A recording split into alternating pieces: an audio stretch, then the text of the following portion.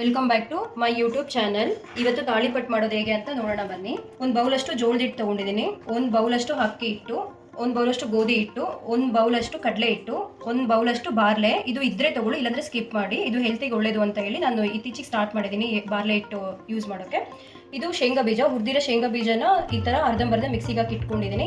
ಇದು ತಿನ್ಬೇಕಾದ್ರೆ ಬಾಯಿಗೆ ಸಿಕ್ಕರೆ ತುಂಬ ಟೇಸ್ಟ್ ಆಗಿರುತ್ತೆ. ಒಂದು ಸ್ಪೂನಷ್ಟು ಅಜ್ವೈನ್ ತೊಗೊಂಡಿದ್ದೀನಿ, 2 ಸ್ಪೂನಷ್ಟು ಬಿಳಿ ಎಳ್ಳು ತೊಗೊಂಡಿದ್ದೀನಿ, 2 ಆನಿಯನ್ನ ಚಿಕ್ಕ ಚಿಕ್ಕದಾಗಿ ಕಟ್ ಮಾಡಿ ಇಟ್ಕೊಂಡಿದ್ದೀನಿ, ಒಂದು ಸ್ವಲ್ಪ ಕೊತ್ತಂಬರಿನ ಚಿಕ್ಕದಾಗಿ ಕಟ್ ಮಾಡಿ ಇಟ್ಕೋಬೇಕು. ಇದು ಹಸಿಮೆಣಸಿನ್ಕಾಯಿ, ಜೀರಿಗೆ, ಉಪ್ಪುನ ಮಿಕ್ಸಿ ಮಾಡಿ ಇಟ್ಕೊಂಡಿದ್ದೀನಿ. ಇದನ್ನ ಜೀರಿಗೆ, ಉಪ್ಪು ಇಲ್ಲ ಹಸಿಮೆಣಸಿನ್ಕಾಯಿ ಮಿಕ್ಸಿಗೆ ಹಾಕಿದ್ರೆ ತುಂಬ ಚೆನ್ನಾಗಿ ಬರುತ್ತೆ ಅಂತ. ಇದನ್ನೆಲ್ಲ ಒಟ್ಟಿಗೆ ಹಾಕೊಂಡು ಮಿಕ್ಸ್ ಮಾಡ್ಕೊಳ್ಳೋಣ.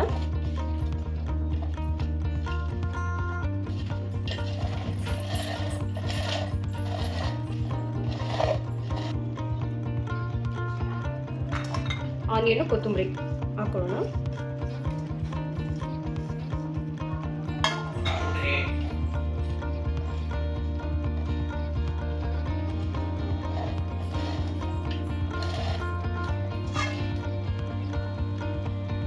ಸ್ವಲ್ಪ ನೀರು ಹಾಕೊಂಡು ಕಲಸೋಣ. ತುಂಬಾ ನೀರು ಒಟ್ಟಿಗೆ ಹಾಕೋದು ಬೇಡ, ಯಾಕಂದ್ರೆ ಈರುಳ್ಳಿಯಲ್ಲೂ ನೀರಿರುತ್ತೆ.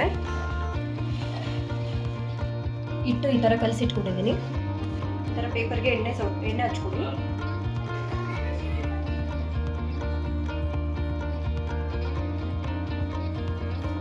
ಹಿಟ್ಟನ್ನ ಚಿಕ್ಕ ಚಿಕ್ಕದಾಗಿ ರೌಂಡ್ ಮಾಡ್ಕೊಳ್ಳೋಣ.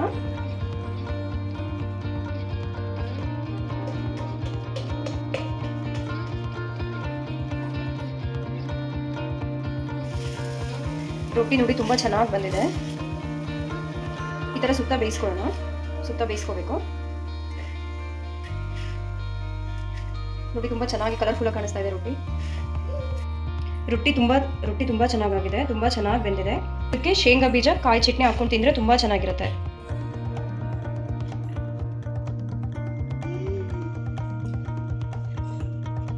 ಚೆನ್ನಾಗಿದೆ.